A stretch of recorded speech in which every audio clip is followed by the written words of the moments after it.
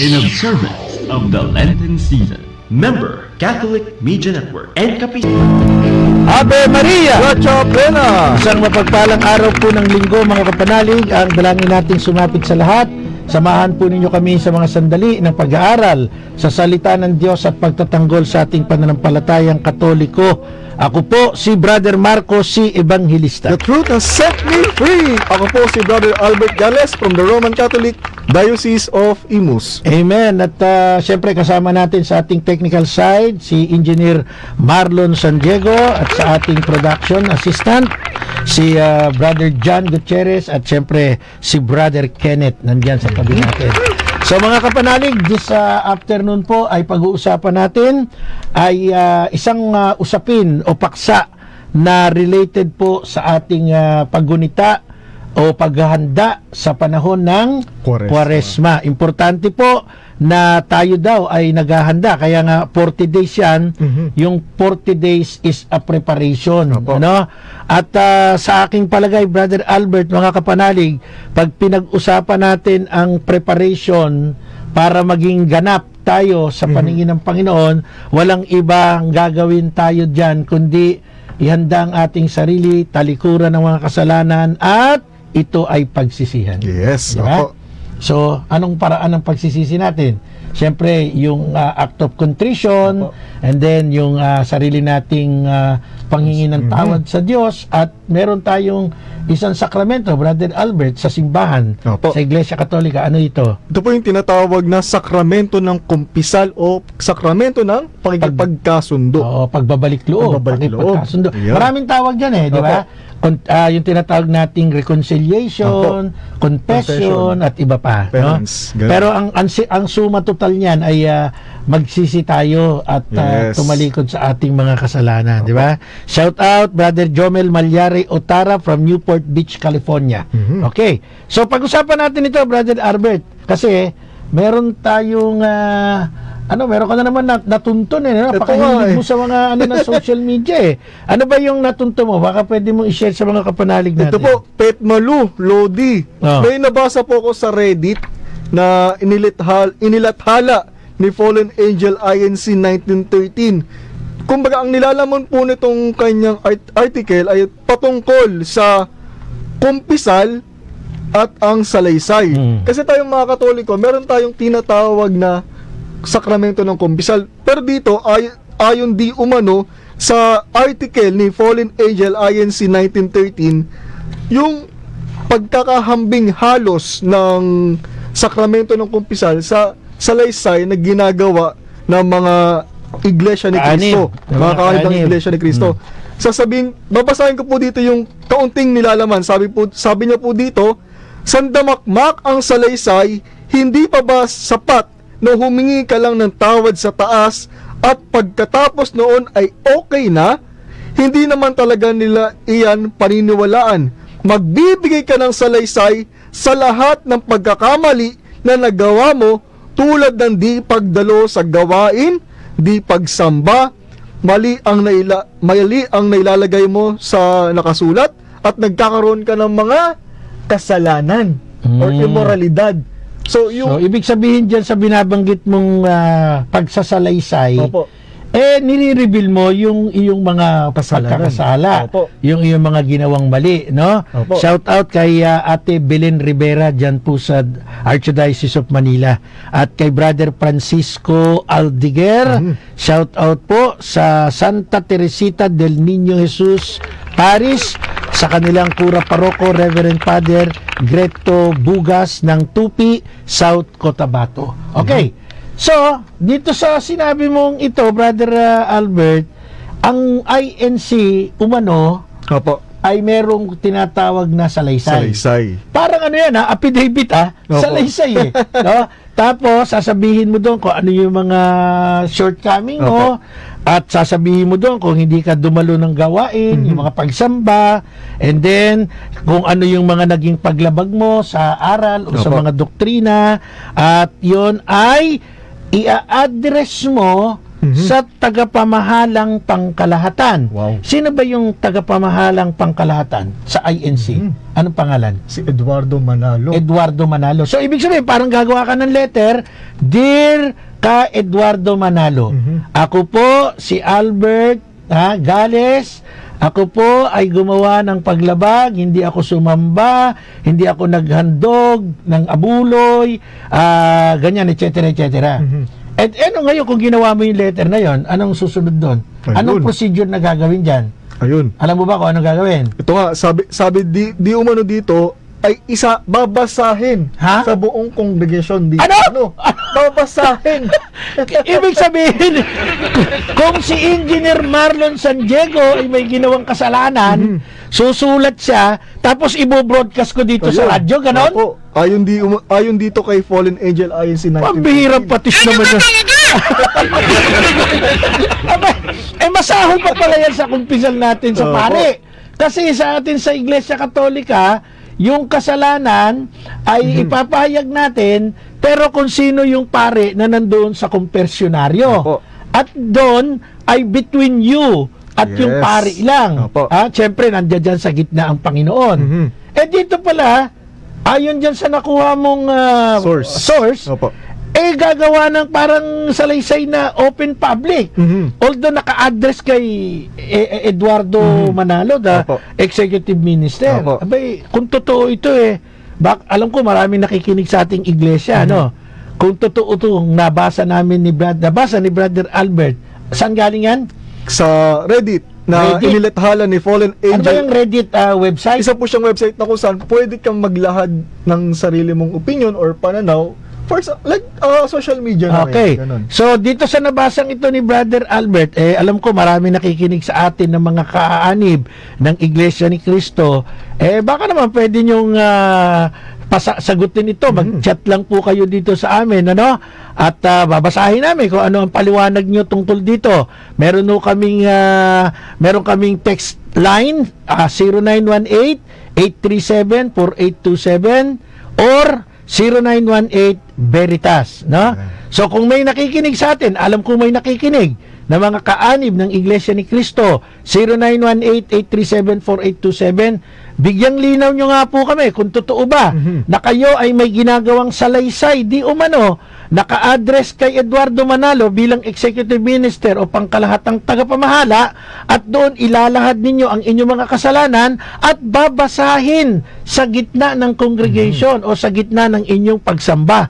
Kung totoo yan o hindi, open po kayo na ibigay sa amin para may idea naman kami. Kasi ito naman ay nabasa ni Brother Albert sa isang website. Okay? So, ang gumawa ng article na yan ay tumutugon sa pangalang Fallen Angel INC 1913. 1930 naman siya. So, yan welcome po kayo.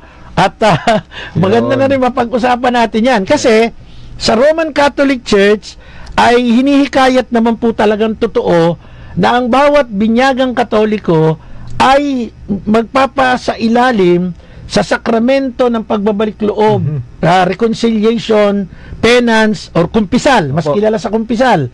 Pero ito ay talagang Brother Albert, kumbaga, ano yan, yung solo lang kayo mag-uusap ng pare.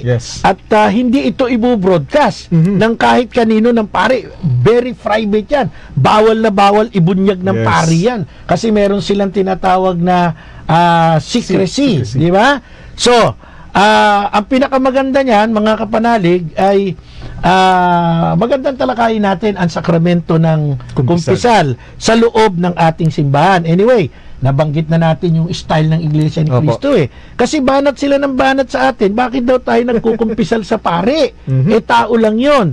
Kung totoo yung nabasa ni Brother Albert sa Reddit, bakit kayo gumagawa ng inyong mga ng paglalahad ng kasalanan, ka-address kay Eduardo Manalo, tapos isasabihin sa publiko?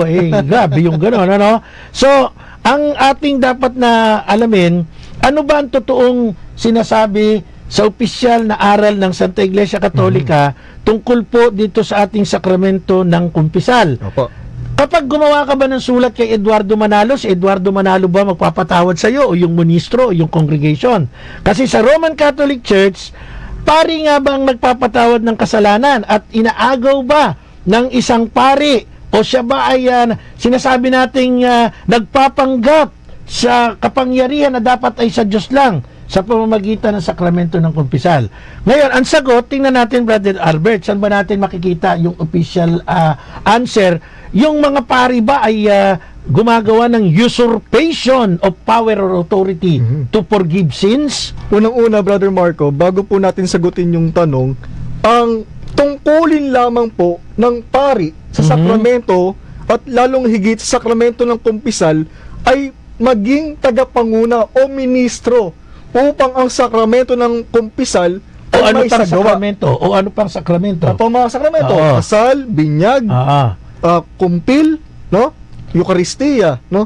At tandaan po natin, ang Diyos lamang po ang may tanging dapat na magpapatawad ng mga kasalanan. May kapangyarihan. May kapangyarihan. Oh. So ang tanong ko, Brother Albert, ano ba stand ng Catholic Church? Nagpapanggap ba mga pare? Usurpation of authority? Ay, hindi po. Sino ba ang nagpapatawad ng kasalanan? According to the official teaching. Pakisagot.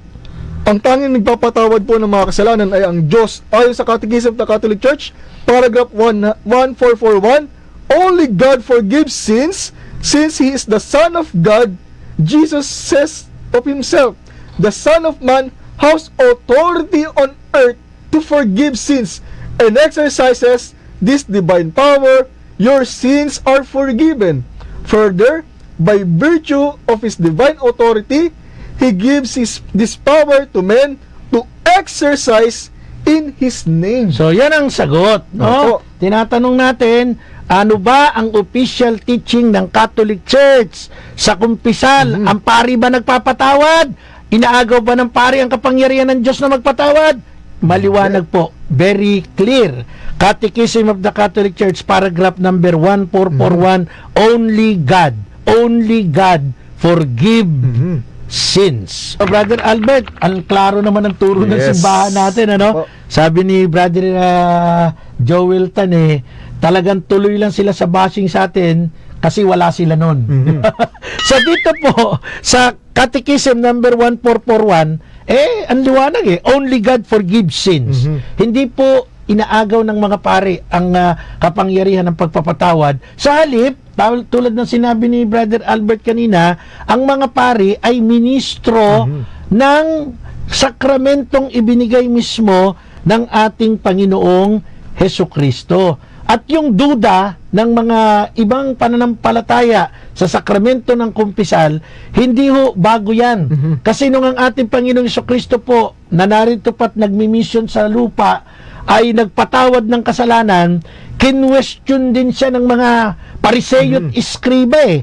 Kung titingnan ninyo sa Bible, sa Marcos chapter 2, verse 6 to 7, ang nakalagay doon may nakaupurong ilang iskriba na nag-iisip ng ganito. Bakit siya nagsasalita ng ganon? Nilalapastanganan niya ang Diyos. Hindi ba't Diyos lamang ang makapagpapatawad ng mga kasalanan? Alam nyo kung anong tagpo yun? May pinatawad ang Panginoong Yesus na isang may kasalanan, paralitiko. Tapos yung mga iskriba at Pariseo nakapaligid doon, ang sabi nila, abay, paglapastangan sa Diyos yan. Bakit niya inilalapastangan ng Diyos? Diyos lang ang pwede magpatawad ng mga kasalanan. Matalas ang pandinig ng Panginoong Hesus. Narinig niya yung bulungan ng mga iskriba at Pariseo. Anong sagot niya dun sa mga iskriba at Pariseo? Marcos chapter 2 verse 10. Patutunayan ko sa inyo na dito sa lupa, ang anak ng tao ay may kapangyarihang magpatawad ng mga kasalanan. Ano nangyari? Narinig niya Opo. Di ba Diyos lang magpapatawad ng kasalanan? Lumingon, si Lord, lumingon. Hoy, patutunayan ko sa inyo. Dito sa lupa, ang anak ng tao may kapangyarihan magpatawad ng mga kasalanan. Brother Albert. At pinamukha ng ating Panginoong Hesukristo sa mga nagdududa. Ibig mo sabihin, pinamukha, sopla. Sinampal sila ng katotohanan ng ating Panginoong Hesukristo na talagang pinagdududahan nila yung authority ng ating Panginoon na magpatawad ng mga kasalanan. Ito, tanong. Ayan. Sige, no doubt na ang ating Panginoon, siyempre, anak ng Diyos yan At tunay na Diyos, di ba? Tunay na Diyos na nagkatawang tao. Siyempre, sabihin na natin, given, nasa Kanya ang authority to Opo. forgive sins. Ang tanong, bakit ang mga Katoliko, bakit ang mga Katolikong pari No, yan. Mhm. Pumapayag sila sa kanila magkumpisal ng tao. Bakit ang mga Katoliko sa pari nagkukumpisal? Mhm. Ako at saka si Father Anton Pascual, pareho lang naman kami tao. Mhm. Kasama ko kanina si Father Anton Pascual, ang ating Pangulo, dyan sa 32nd General Assembly ng Simbayanan ni Maria Multipurpose Cooperative na ginawa dyan po sa Lower Bicutan, Taguig City. No? Shout out sa mga pari. Bakit ba kayo mga pari? Ha? Sa inyo kami nagkukumpisal ng mga laiko. Ano, Brother Albert, ang pwede natin isagot dyan?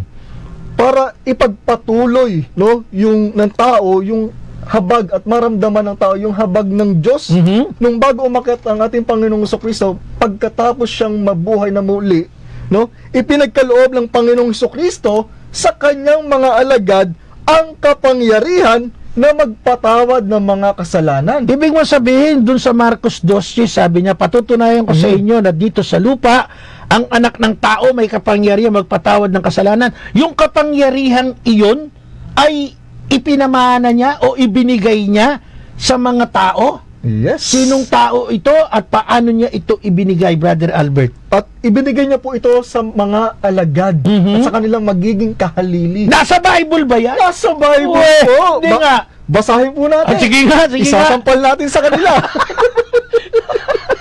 Sorry, medyo... Papamukha. Ipapamukha pa. Ikaw Sorry. talaga, oh. Huwag kang sampal-sampal. Sorry. Baka madala ka sa Netherlands.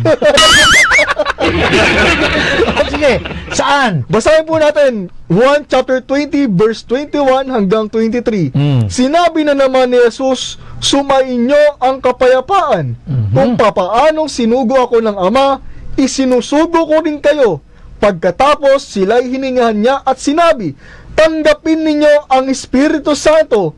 Ang patatawarin ninyo sa kanilang mga kasalanan ay pinatawad na nga. Subalit ang hindi ninyo pinatawad ay hindi nga pinatawad. Naku, totoo pala. Yes. Totoo palang may binigay na kapangyarihan ang Panginoong Hesus sa kanyang mga alagad. At napakaklaro mga kapanalig, pag binasa po natin sa Bible, uulitin ko po para matandaan ninyo, sa John chapter 20, verse 21 to 23, maliwanag sinabi ng Panginoon kung paanong sinugo ako ng Ama. Gayon din naman sinusugo ko kayo. Ibig sabihin, same manner yung pagkakasugo, di ba? Ito yung mabigat na katotohanan. Tanggapin ninyo ang Espiritu Santo. So binigyan niya ng Espiritu Santo kasi ginamit yung term tanggapin eh. Ito na po mga kapanalig. Pakinggan nyo pong mabuti. Sa bahay, kung may Bible kayo, buklatin ninyo ang Bible. Ang patawarin ninyo sa kanilang mga kasalanan, pinatawad na nga. Ang hindi ninyo patawarin, hindi nga pinatawad.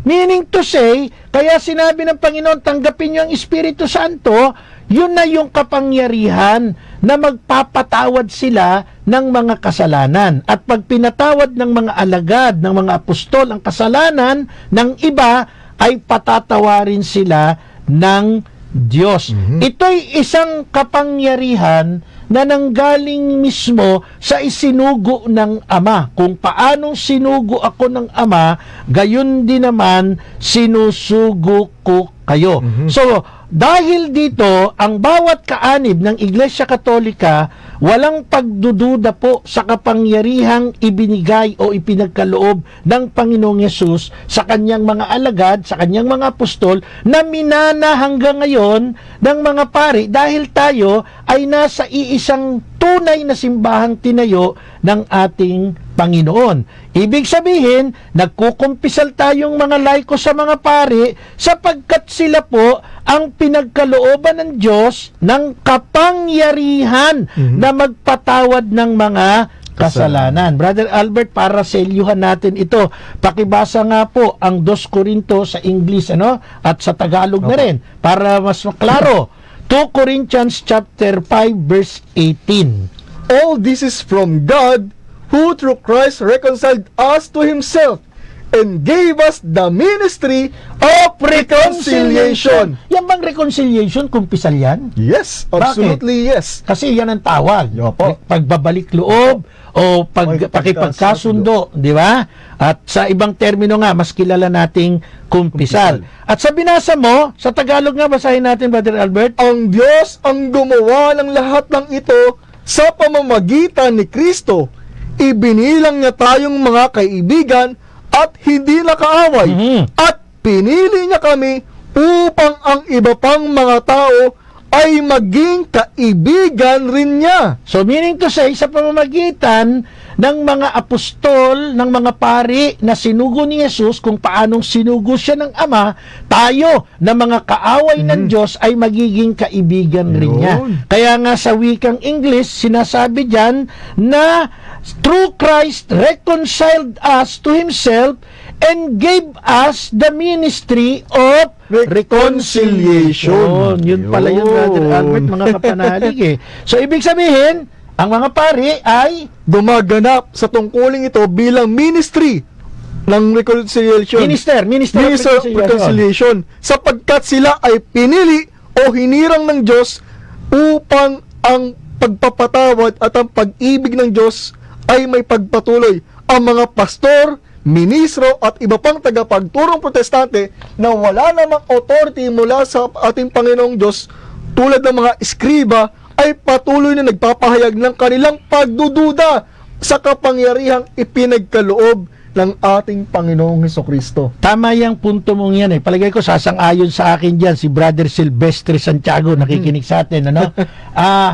Kapag ikaw po ay hindi nagkukumpisal, kapag ikaw po ay nagdududa sa kumpisal, sa sakramentong ito, walang ibang tutumbukin yan, kundi nagdududa ka sa kapangyarihan na ibinigay ng ating Panginoong Hesukristo. Kasi sa John chapter 20 verse 21 to 23, loud and clear po, sinabi niya na sumainyo ang Espiritu Santo, ang patawarin nyo sa kanilang mga kasalanan, pinatawad na, ang hindi nyo patawarin, hindi nga pinatawad. So nagduda ka, nagduda ka sa Espiritu Santo. Nagduda ka sa nagbigay nito, ang ating Panginoong Hesukristo. Pero Brother Albert, tatanungin kita, at alam kong tanong din ito ng marami tungkol sa sakramento ng kumpisal.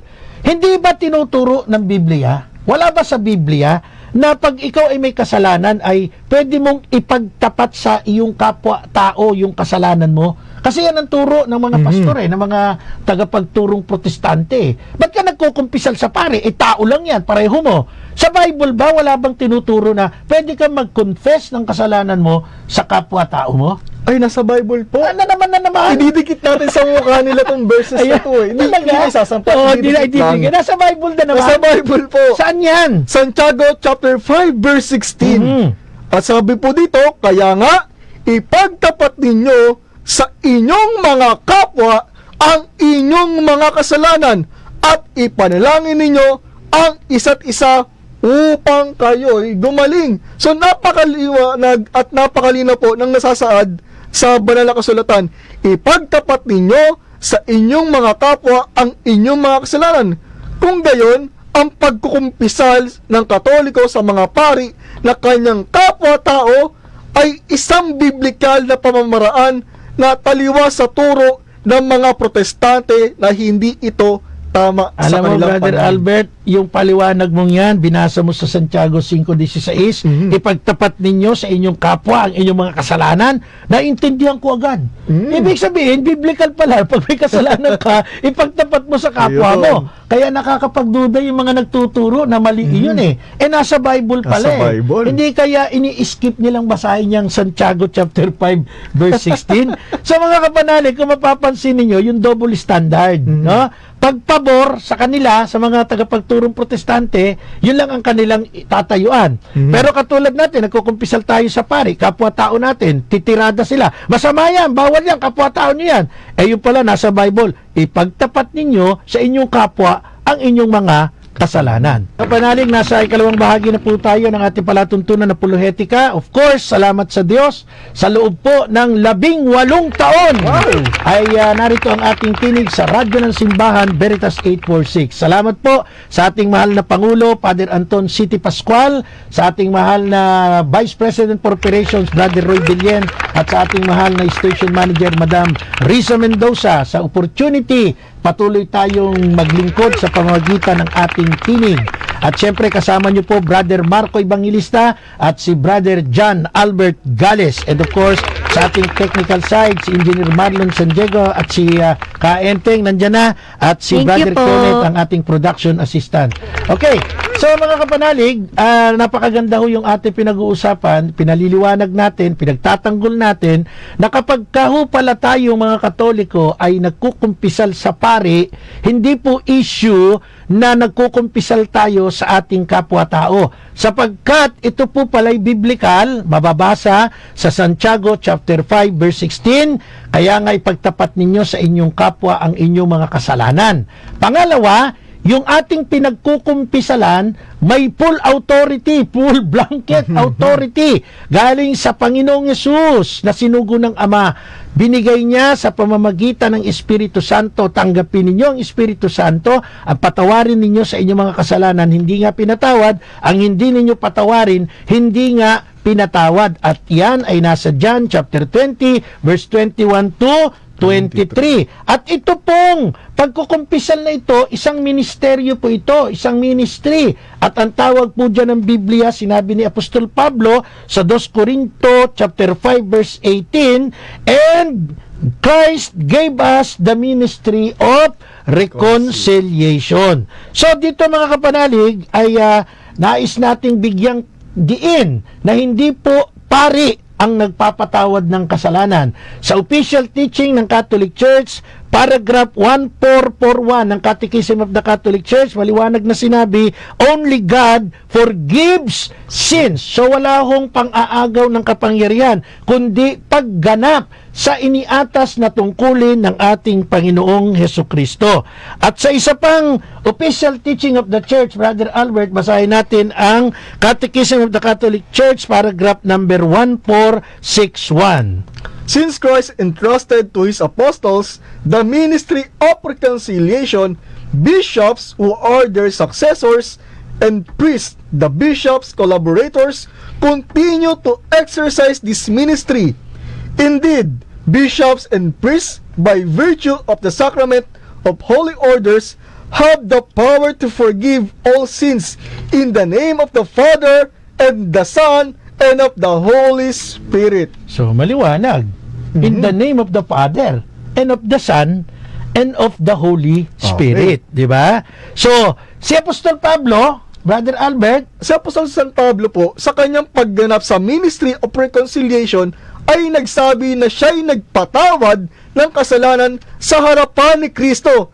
Sa saling English ay with Christ's authority. with Christ authority. Oo. Maliwanag na hindi si Pablo ang nagkaloob ng kapatawaran na nagkasala. Bagamat siya ay nagpatawad, ito'y kanyang ginawa sa pamamagitan ng kapangyarihan ng ating Panginoong Hesukristo. So yun pala ang ika nga maliwanag na dapat maintindihan, Opo. di ba? So meron ka pa bang ibang referensya sa Bible, Brother Albert, para mapagtibay nating itong sakramento ng itong Ministry of Reconciliation Opo. nito ay biblical? Biblical po, at ididikit po ulit natin sa kanilang muka itong verses na to. Pwede ba pabasa mo na lang? Kasi sige. pag dinikit mo sa mukha, baka hindi lalong mabasa eh. Baka magpunta sa utak. O saan? Saan sa Bible? Ikalawang Korinto chapter 2 verse 10. Basahin po muna natin sa salitang English. When you forgive this man, I forgive him too. And when I forgive whatever needs to be forgiven, I do so with Christ's authority for your benefit. Ayun. Tagalog. Ang sino mang pinatawad ninyo ay pinatawad ko na rin. Ang pinatawad ko, kung meron man akong dapat patawarin, ay pinatawad ko na sa harapan ni Kristo alang-alang sa inyo. So maliwanag, Brother Albert, na ang pagbabalik loob sa Diyos ng isang katulad kong makasalanan na dumadaan sa aking kapwa-tao sa isang pari, ito po ay hindi na bagong pamamaraan o bagong sistema, ika nga. Kahit po alam natin na sa lumang tipan, pag tayo'y talaga nag-aral, ang Diyos po ay humihirang ng mga tao na binibigyan niya ng mandato, ng tungkulin. para po maging ministro, mga siwa sa pagbabalik loob ng makasalanang nagsisisi. Ito nga sinasabi nating Ministry of Reconciliation. Pakibasa, Brother Albert, Hebreo chapter 5 verse 1 to 4 para maselyuhan natin na noon pa palang lumang tipan talagang practice na yan eh. Opo. Di ba?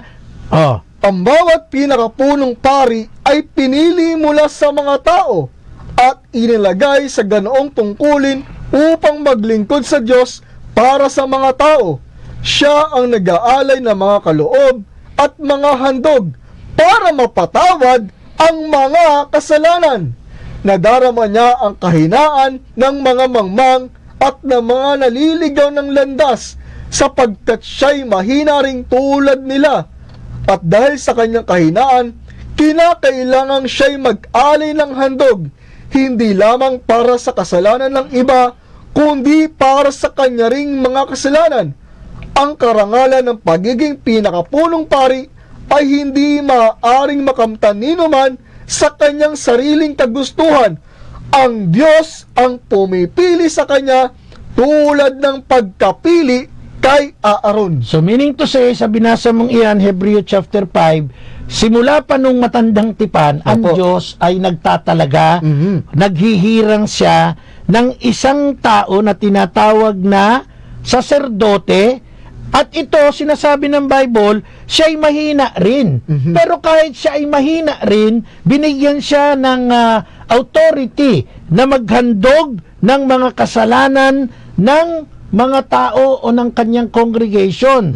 Dahil ang Diyos ang pumili sa kanya tulad ng pagkakapili kay Aaron. So, ibig sabihin mga kapanalig, kung totoo pong tayo ay masusi na bumubusisi sa mga teksto ng Biblia, yun pong sakramento ng kumpisal na mayroon sa loob ng Santa Iglesia Katolika na nagkapwa-tao pagsasabihan mo ng kasalanan mo, hindi ho pala iba ito. But take note, yung pagsasabihan mo ng kasalanan mo, yung may authority. Yes. Hindi pwedeng ako'y makasalanan, yung kasalanang ginawa ko, sasabihin ko kay Brother Albert. Ito si Brother Albert pala, natapat na isa palang marites to, ubod ng tismoso pala to.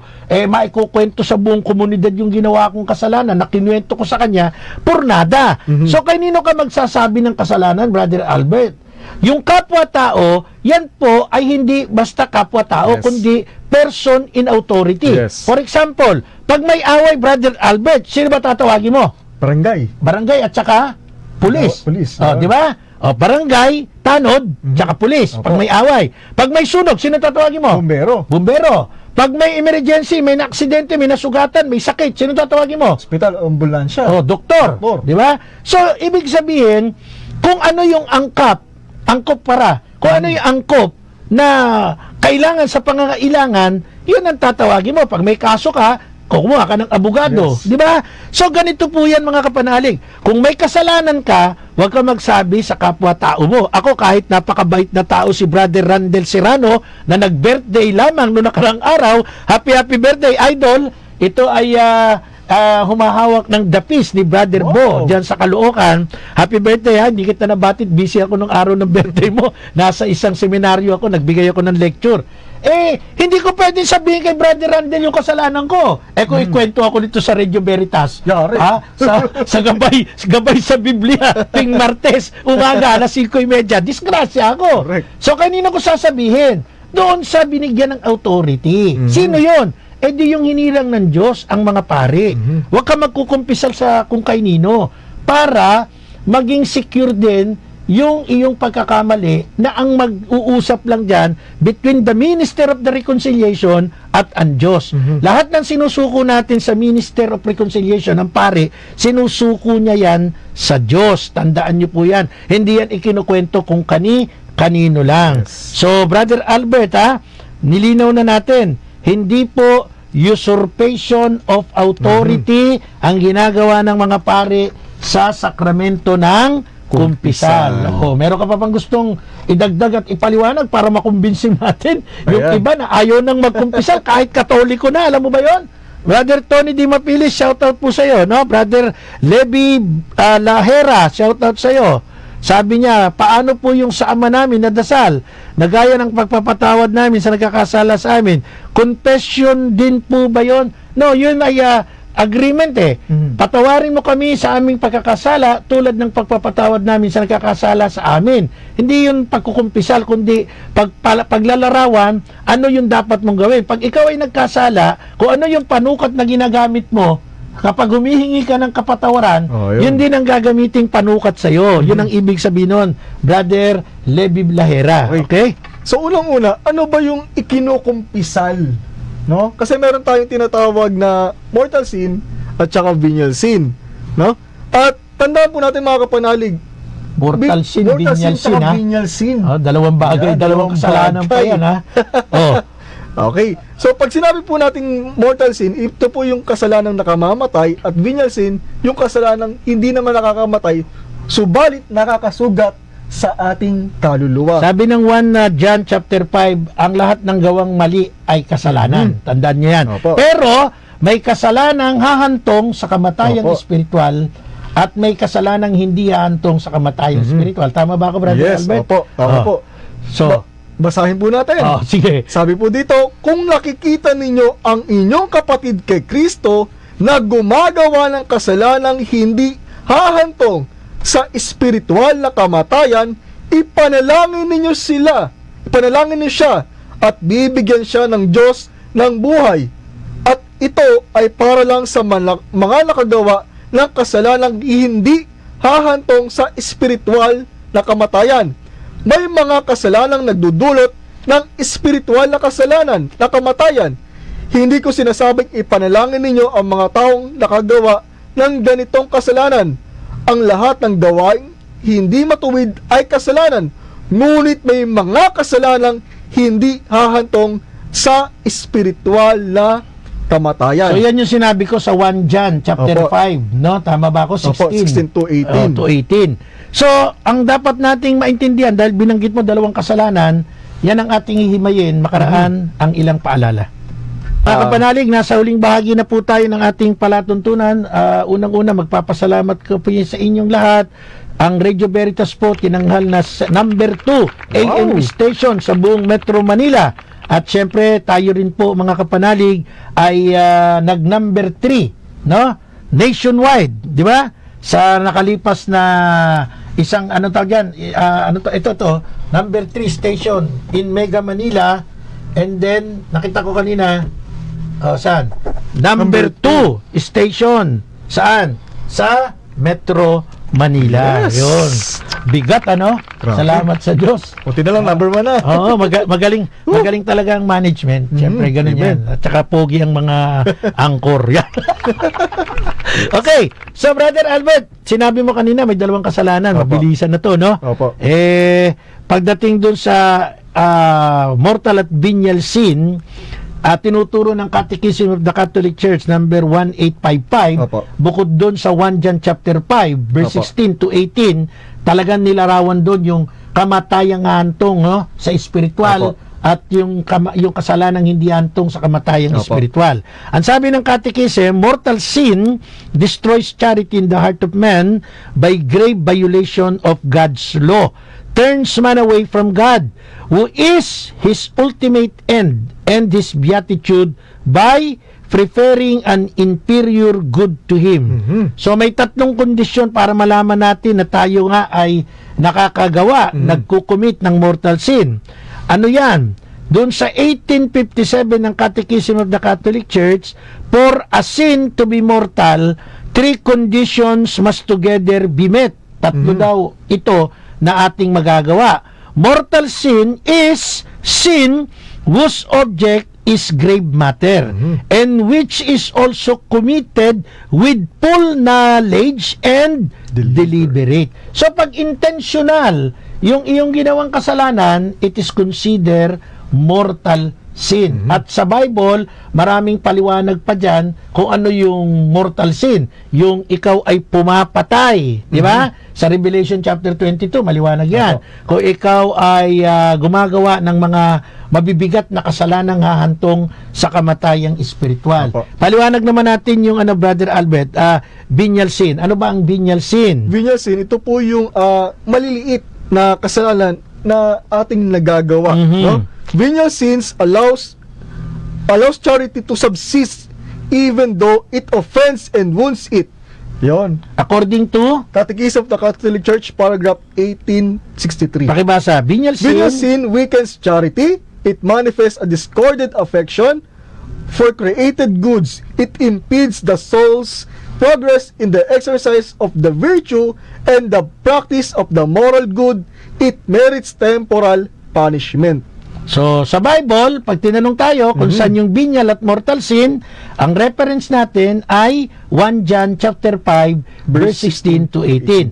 Pero para mas may describe natin, Brother Albert, mga kapanalig, meron pong 7 kasalanang nakamamatay, yung mortal sin. Katulad doon ang binabanggit ng 1 John chapter 5. Number 1, yung kahambugan. Number 2, yung pagkainggit. Brother Albert, ano yung iba pa? Katakawan. Number 3, Kahalayan. number 4, Pag-iimbot. number 5, Pagkapuot. number 6, Kasakiman. at number 7. Yan, random yan Opo. ha. Kung ano, walang numbering yan. Binanggit ko lang yung number para makita natin yung 7 kasalanang nakamamatay. Opo. Okay. Puntahan natin yung Brother Albert, 1 Corinthians chapter 6, verse 9 to 10. Hindi ba ninyo alam na ang mga makasalanan ay walang bahagi sa kaharian ng Diyos? Huwag ninyong dayain ang inyong sarili.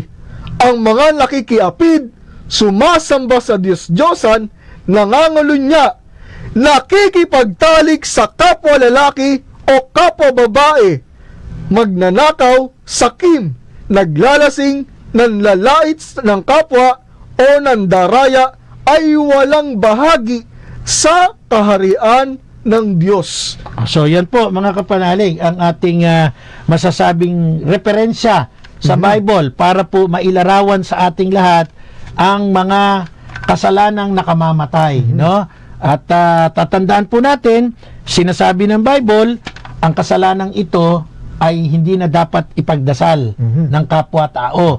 Pero kung ikaw ay gumawa ng kasalanang hindi hahantong sa kamatayang espiritual, makukuha pa, maaareglo yan sa pamamagitan ng panalangin sa'yo ng iba. Di ba?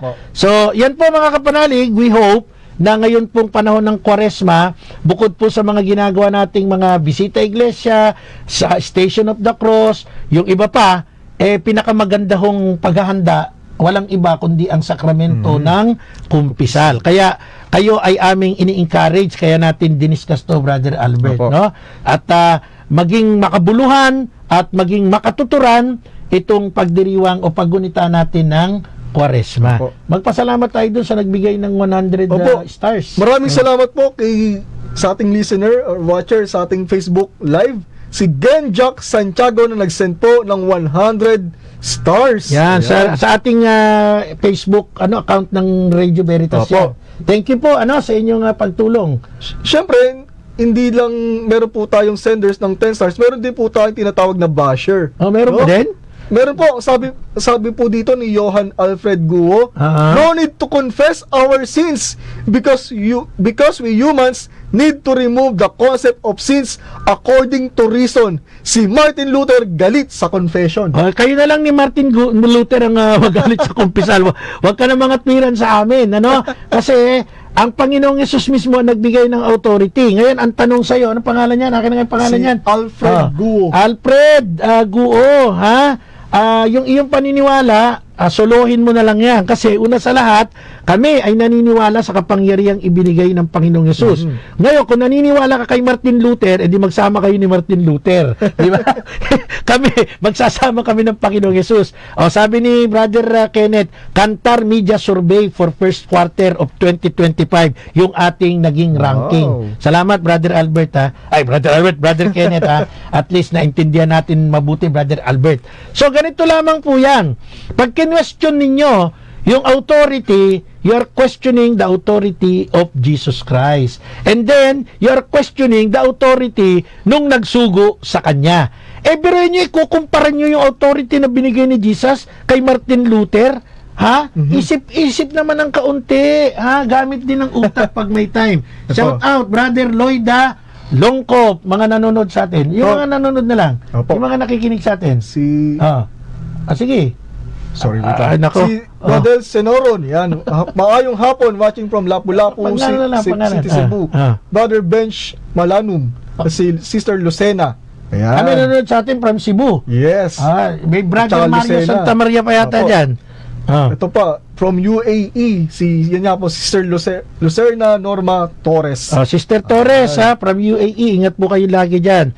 Siyempre, Brother Albert, mga kapanalig, bago tayo tuluyang magtapos sa ating programa, shout out din kay Sister Estela Maris at kay Lorenzo de la Cruz. Nakikinig sa atin ang aking bilas, Ate Gloria de los Santos from Bulacan. Magpapasalamat po ako ng marami sa pagtulong pong tuloy-tuloy ng ating mahal na tagapagtaguyod, Kapitana Evelyn Tan Arago, ang hepe ng Barangay Affairs Office ng Taguig City. Salamat po, Kapitana Evelyn Tan Arago, at sa iyong buong pamilya sa patuloy na pagsuporta at pag-alalay sa ating apostolate and mission dito po sa Apologetica ng Radio Veritas 846. Salamat din po kay Sister Purissima at Sister Tita Arsiaga ng Roma, Italia. Thank you po sa inyong magkapatid. Bagamat malayo kayo, ay patuloy kayong nakaantabay sa ating mga gawain. Salamat din po kay Brother Arnel Bustamante, kay Sister Noemi Borromeo, Brother Arnel Borromeo and Sister Noemi Borromeo. Maraming salamat po sa inyong buong pamilya. At ganoon din po sa pag-imbita sa akin kahapon ng Legion of Mary Santo Niño de Taguig sa pangunguna ni Sister Emma Balonso. Ang daming umattend. Hindi ko akalain, napakadami palang ledyonaryo sa aming bayan ng Taguig, sa lungsod ng Taguig. Nice. Mabuhay ang mga ledyonaryo. At ang sarap ng aming naging recollection doon, Brother Albert. Salamat din po sa Rogationist Congregation. Ako'y kanilang ginawang speaker sa ginanap at hindi pa tapos. Ngayon pa lang matatapos yata yung kauna-unahan nilang National Youth Conference na ginawa sa Rogate Seminary dyan po sa St. Matthew Province ng Rogationist. Maraming salamat po. At ganun din po, maraming salamat kay Brother June Saison sa pag-imbita sa akin sa darating na araw, sa mga darating na araw dyan po sa Diocese of Caloocan. At salamat din kay Father J. Dador, ang kura paroko ng ina ng mga Duka Paris sa Western Bicutan, Taguig City, sa buong isang taong serye ng Mariology Talk na akin pong ibinibigay sa kanyang parokya. At sa marami pa pong nag-iimbita sa atin, lalo na ngayong panahon ng Kwaresma, maraming salamat po for inviting me na maging inyong speaker at tagapagpaliwanag. Patuloy tayong gamitin ng Panginoon, Brother Albert. Yeah. Babatiin natin bukas ay birthday ng iyong pinakamamahal na mother, ang iyong Mother Earth, sa mukha ni Stella Maris. Batiin natin si Mami. Pangalan ni Mami? Ang pangalan po ng aking nanay si Cecilia Gales. Yan. So, ikaw talaga. Nanay mo. Kasi minsan inasan ko lang parang ampun lang daw ako eh. Ilalagyan mo pa ng sister eh. Si Madam Cecilia Gales, Yan. mami ni Brother Albert. Birthday bukas. Birthday po bukas. May you have many more birthdays to come. At syempre po, number 1, good health and inner peace. Magkaroon ka ng inner peace, mami. At naging anak mo ito, si Albert Gales. Shout out sa mahal kong kaibigan, Engineer Alan Villar. Ano? Absent na naman.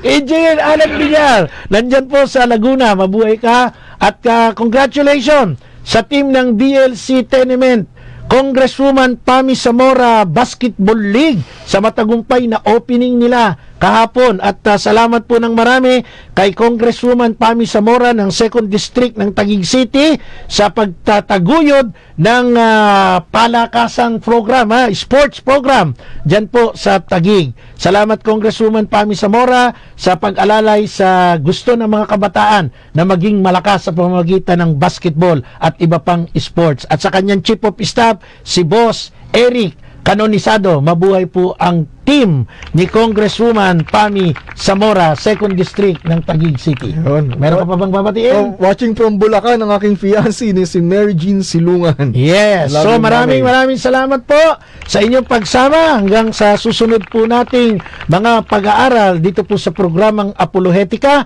Ako po si Brother Marco Evangelista, kasama po si Ka Enteng at si Kenneth, at syempre Brother Albert Tales, mula sa Diocese of Imus. tayo pong lahat ay mga peregrino ng pag-asa ngayong year ng Jubileo. Nagsasabing, sumainyo ang katotohanan. Salamat po.